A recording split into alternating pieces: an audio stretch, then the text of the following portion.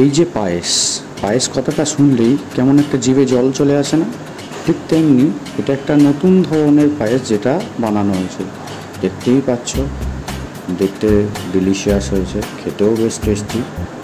আর এটা সহজপাচ্য এবং সবাই খেতে পারে, কোনো অসুবিধা নেই, কোনো সমস্যাও হবে না, আর খেতেও খুব সুস্বাদু।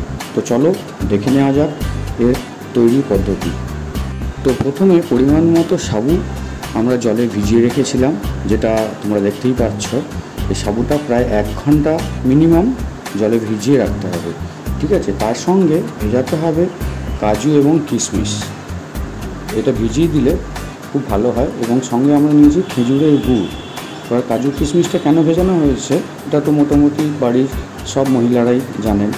তো গরম একটা পাত্রে আমরা একটু গাওয়া ঘি নিয়ে নেব, সেটাকে গরম করে নেব ভালো করে, এবং তার মধ্যে আমরা দিয়ে দেব এই সাগুটাকে। ঘিটা গরম হলেই আমরা যখন সাগুটা এখানে দিয়ে দেব, দেখতেই পাবে একটা সুন্দর গন্ধ আসবে।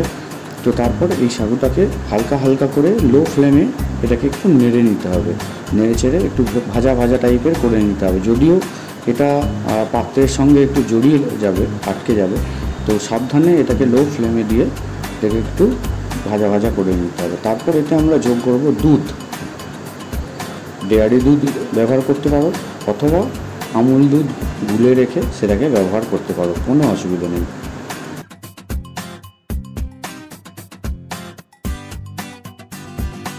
তবে হ্যাঁ, পরিমাণ মতো দুধটা দিতে হবে, যাতে এই সাগুটা ভালোভাবে ডুবে থাকে এবং ভিজে যায়, মানে ভেজে যাতে। এরপর কাজু কিশমিশটা ভালো করে ওর সঙ্গে মিশিয়ে দিতে হবে। এরপর এতে আমরা অ্যাড করব গুড়। তোমরা এতে খেজুরের গুড় বা আখের গুঁড়ো ইউজ করতে পারো, অথবা চিনিও ইউজ করতে পারো, ব্যবহার করতে পারো। আমরা গুড়টা দিলাম কারণ গুড়ের টেস্টটা ভালো হবে এবং তাতে একটা ভালো রঙও আসবে এবং টেক্সচারটাও ভালো হবে। চিনি ব্যবহার করলে কী হতো, শুধু যদি চিনি ব্যবহার করতাম মিষ্টি হতো, কিন্তু দেখতে সেই সাদা ফ্যাকাশে হয়ে থাকতো।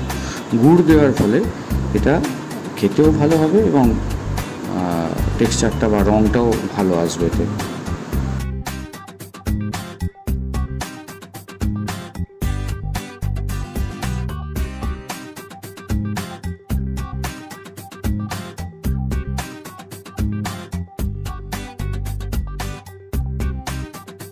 এবং শেষে আমরা এতে অ্যাড করব একটু এলাচ, যাতে এর গন্ধটা খুব ভালো আসে, স্মেলটা।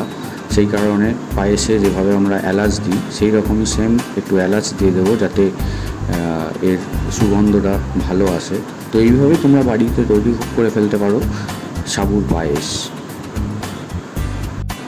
তো ভিডিওটা কেমন লেগেছে আমাদেরকে কমেন্ট করে জানাবে, আর নতুন হয়ে থাকলে চ্যানেলটা সাবস্ক্রাইব করতে একদম ভুলবে না। Tata, bye bye.